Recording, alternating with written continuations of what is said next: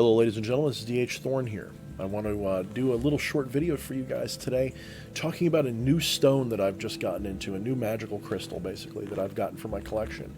And this is what's called Kambaba Jasper.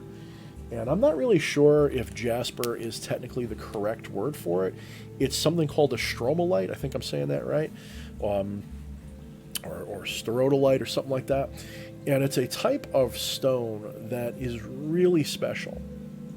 And just by, its appearance, it's a very interesting stone. So before I get too deep into describing and talking about it, let me hold it up for you guys. Now, this is an unscripted video, by the way, so if I get a little rambly or a little out of sorts and can't quite figure out what to say, try to understand this is a stream of consciousness video. And you can see, actually, it's got like a really cool feature there that looks just like, it should be in the center of the screen. There it goes, nice and focused. Looks like just like an eye, right? Doesn't it look like an eye just looking at you? And the video is actually doing a pretty good job of picking up the color. But if you can't tell, it's actually quite a vivid olive green with black, blotches. And this is a very unique stone. This stone is probably better classified as a fossil than a stone, because this stone is basically formed from algae, similar to a marimo ball from my research. If you know what a marimo ball is, if you have a fish tank, some people get them. It's like a way to increase the oxygen in the tank and help clean it. They're like little balls of green algae. They're pretty cool. And something like that, or maybe flat, I wasn't quite sure about this, or maybe flat like carpets of it, in the primordial, not just prehistoric, primordial oceans. That's what it was, and then it dies, it gets compressed into the sediments and becomes a fossil. And this particular stone, according to my research, is between 1 and 3.3 billion, not million, billion years old. Now, yes, some people are going, okay, so what? Because there are a lot of rocks that old. If you really know your geology, you know that a lot of the minerals that we hold in our hand are billions of years old. That's actually not the weird part. The part that's weird is that this is a fossil of the earliest living things on this planet. So in other words, the energy of this stone is ancient and primordial in nature. And it's a living energy as opposed, or I guess you could say a dead energy, but as opposed to a mineralistic energy. This is a living energy. This is like amber or a fossil or a dinosaur bone or using a dog skull or a cat skull in magic. This is more like that. Now, if you look up this stone, you'll see a lot of new agey stuff about it, which I utilize in my magic quite a bit. I, of course, twist it a little bit to fit my darker themes, but some of that stuff is very valuable. Of course, if you ask 10 different New Age experts what this stone does, you'll probably get 6 different answers, okay? So what we find by most accounts is that this stone is associated with the heart chakra because it is green, and I would agree that it does definitely resonate strongest with emotional content, with consideration, caring, hate, whatever you feel flows through your heart chakra, to feel, basically. So it definitely resonates with that. But I would say that in addition to all those new agey things that they say it's good for, like one of the things is transformation and calming and smoothing of emotions, I also feel, especially when shaped into something like this, that this really resonates with the Lovecraftian current very well. You're talking about a substance that is so ancient, life forms that are so ancient and extinct, that it would make Lovecraft blush. I mean, this is exactly the kind of stuff that Lovecraft would write about. A stone like this with like an ancient alien tool or symbol or something embedded in it. Something that like, Cthulhu himself might have as an ornament on his nightstand. That's kind of like what this looks like. You could see this being used to carve the vast, labyrinthine throne room for Cthulhu, you know what I mean? So this stuff is really really charged for me with that intent and energy already right off the shelf. I didn't even have to do anything to it. You know, when I looked at it and I saw these splotches, I mean, just the way it's carved even, you can see it looks like tentacles or maybe some kind of an alien egg or a flame. Obviously, it's a flame pattern, but it looks alive. It looks organic, and with those little blobs, sorry about the light reflection there, I'm kind of messing it up for you, but you can see it's got a living energy quality to it. It almost looks like tentacles or eyes, tentacles with suckers or eyes on them. And it's got that energy in it, okay? Just by the way it looks, it's got that already. But when you consider, again, the age of this material, that it's made by living organisms that died billions of years before we came along and were aware, when you realize that, you realize that this stone contains primordial living energy. Primordial. When we're talking about primordial, you know, everyone likes to use the word primordial. We're talking about ancient spirits and magic, you know, and they're often talking about a spirit that wasn't known, you know, prior to like 6,000 BC or something. This makes that primordial entity that you're dreaming about in your old religion sound like a whippersnapper youngin that, you know, this is that thing's ancient ancestor. You know what I'm saying? This is the source, perhaps. And some people would argue, myself included, that, you know, our world, our sphere, Gaia, Earth, is a living organism on some level. It is a self-aware, conscious organism on some level. Maybe higher than ours, maybe lower than our intellect, but certainly aware like we are. And it could be that, you know, those billions of years ago, this was the first organisms that originated that living type of energy in this world. And you feel a very strong combination of earth and water energy in this. I think officially it's said to have earth energy because it's green, but, you know, you can't always just go by that. Sometimes the color isn't matching what you would think it would be. This has a very oceanic feel to it. It feels like this would be at the bottom of the ocean, and that's kind of what it was. You know, this is usually it's found on seashores, in an area I think off of Eastern Africa, Madagascar, that kind of area. So Kambaba Jasper, really recommend it if you can get it. It shouldn't be too hard. It's not a very valuable stone. This cost me a little bit because it's big, and I got it from a retailer locally instead of like Etsy or something. And it cost me about, it was on sale 20%, so about $70, okay, which is kind of expensive. Not everybody wants to spend that on a rock. But I do collect stones for magic. Now, my use for this is going to be almost entirely based on working with certain primordial entities, such as the Lovecraftian pantheon, as well as probably Leviathan, and maybe something like Tiamat or something like that has a, you know, the oceanic or liquid origin, the primordial origin. If I ever decide to work with Tiamat specifically, I'm more inclined to work with Leviathan personally because it just fits my interests a little bit better, but you get my point. This would definitely be a centerpiece object, something to either use to anchor such a spirit to make it like an idol for that spirit, or just a stone, a rock, a symbol that would be used to empower ritual. You could regularly charge this with intent and energy and use that to release that into your environment. It doesn't have to, by the way, be this shape. I got lucky. I don't know where you'd get one that is carved this way. I think this is an unusual specimen. Whenever I look online, if you look on Etsy, often you can type in the name of a mineral and flame or flame carving or something, you can find this shape. It's actually not that uncommon for certain things like carnelian. You can find carnelian with this shape all the time. It's not that hard to find. But finding other stones with this shape is rare, and the fact that someone decided to take this and make it in this shape, to me, is meaningful. It means that they saw in it, you know, well, it doesn't look like flames, so what does it look like? Tentacles. It looks like a living organic sculpture. And whoever made this must have intuitively or accidentally realized that and went with that shape, because most of the time it's just a polished stone. It's like the size of your fist. Maybe it's like if you're lucky, you might get a nice sphere like this one I like. This is red agate. I love this guy. I'll have to do a video about this sometime. Actually, it's a stone that I basically dreamed about and found, so it's one of my favorites. I just got this recently. But yeah, so this is something to consider. This is something you might want to acquire, especially if you're into that left-hand Lovecraftian current where you believe you can contact those beings, which from experience I know that you can, although I sometimes flip-flop on what I think they are. Maybe I should elaborate on that in this video briefly, is that some people watching this might not be aware of my working with those spirits. They might think that I only work with goetic spirits or satanic pantheons or something like that. No, I also work with the Lovecraftian current, the 23 current, to a certain extent.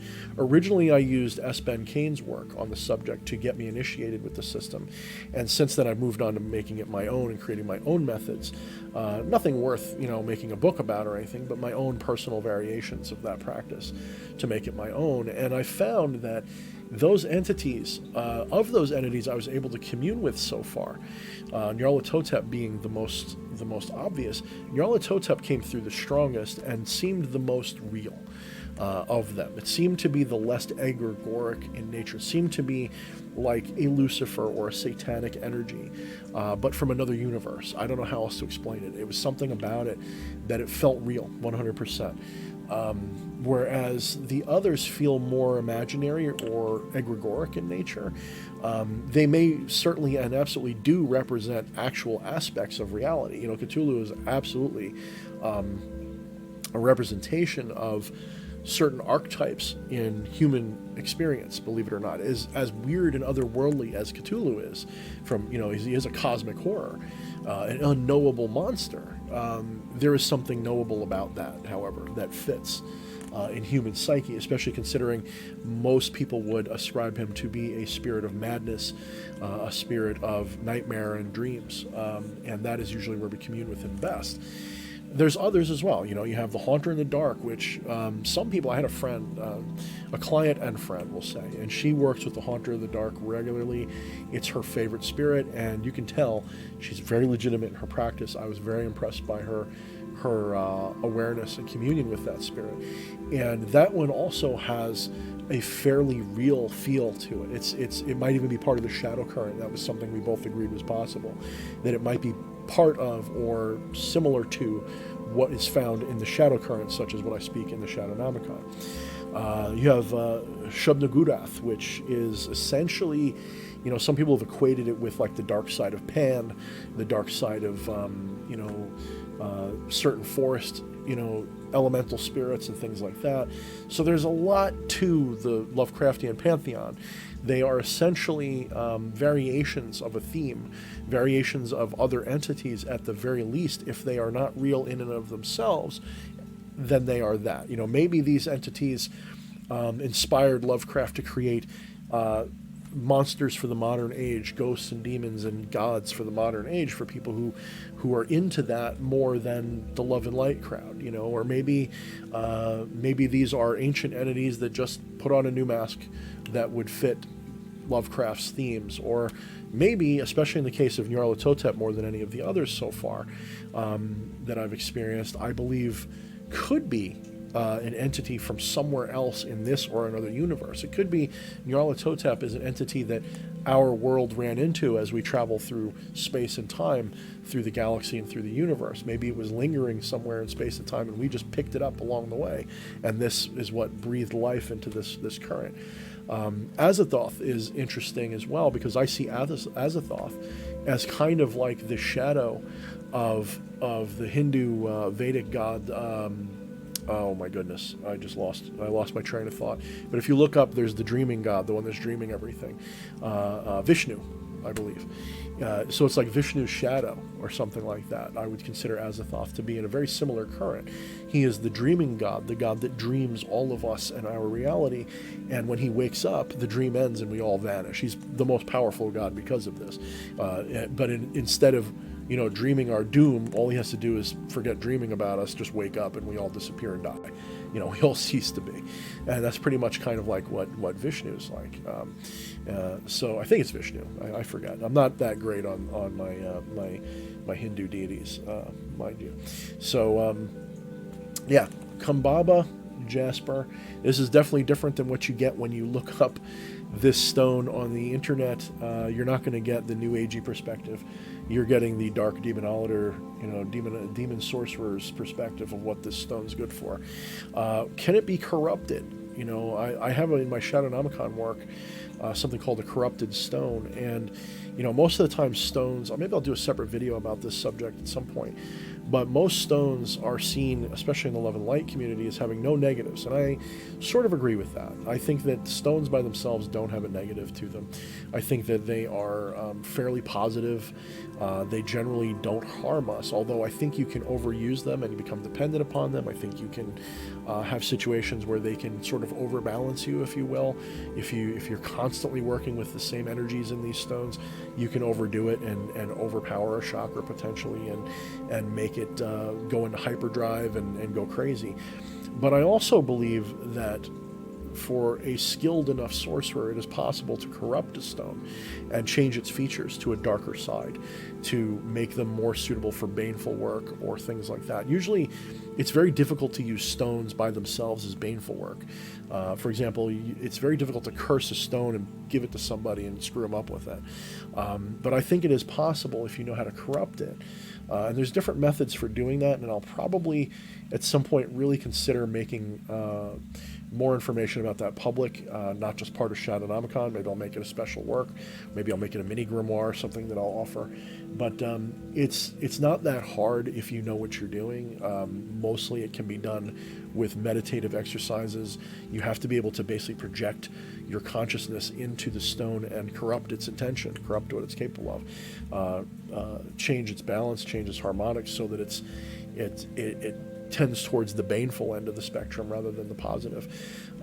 So you can do things like that to stones, but it's not easy. It's not easy, and a lot of the times a stone will have a tendency to revert itself because stones and crystals are very solid vibrational frequency objects. They don't like to change their frequency much. Even quartz, which is highly programmable, when we say it's programmable, you know, I should do a whole video on just stones. When we say quartz is highly programmable, we don't mean that it's like a flash drive that you can imprint something on and it's recorded that way. What we mean is it's resonant, and its resonance is variable. It can resonate with different intentions. Now, resonance is kind of like a recording because if you, for example, play a musical note around a piece of crystal, it can resonate to that tone. It can actually, for a short, you know, like a tuning fork is a really better example. If you take a tuning fork and you hit it and you hold it next to another tuning fork that is of the same note, they'll both start singing. And in that way, you can actually program them to sing to each other. And if you take the one away again, the other one will continue singing for as long as it's got energy to do so. So you can have a resonance with a crystal. You can have a quartz crystal resonate with your intention. And quartz is cool because you can have it resonate with almost any intention under the sun, and to a certain degree curses as well. But it's a little harder to do curses. Again, that's what I'm saying to you before. They tend to resist baneful work. I'm not saying you can't do it. I know people who do.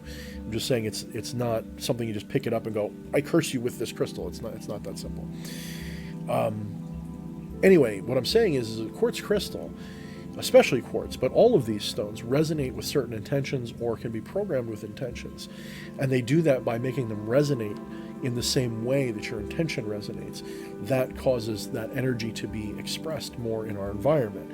So a stone like this, even uncorrupted, if your intention is to work with the old ones or with the Lovecraftian pantheon, the 23 card or something, you could easily have this resonate with those intentions and become a powerful tool for that kind of sorcery. Anyway, guys, I could keep going, but I'm starting to ramble and go in circles, so I hope you understand. This was unscripted, which some people prefer this kind of video over my scripted ones. So for those of you who enjoyed this video, remember to like, share, and subscribe. Make sure you comment. I don't monetize these videos because I don't trust YouTube to ever do right by us creators in the long run. I think that they've already shown their willingness to change the rules and screw us out of our income by removing us from their monetization programs just because we say naughty words or topics that they don't like. And demon sorcery, Satanism, Luciferianism, and all of these things are probably never going to be things that will be very advertiser friendly, though so far they seem to be. So far they seem to be untouched, but I don't trust it. At some point that could change.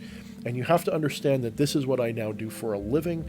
What little work I do outside of this is part-time, and there's no guarantee I'll even do that anymore. If I can, I want to continue doing this as my sole profession, making videos, doing spiritual outreach, doing mentorship, Patreon, selling books, things like that, making my work public and sharing with you guys everything that I know and experience so that we can all rise together and ascend together as enlightened beings, working with whatever spiritual forces you feel best. Of course, I like working with the demonic and the infernal divine. So if you like my videos, please like, share, and subscribe. As I said, check out the description for links to my books, my Patreon, etc. And in the meantime, mind the shadows and something else. Mind the shadows. Good night, everybody.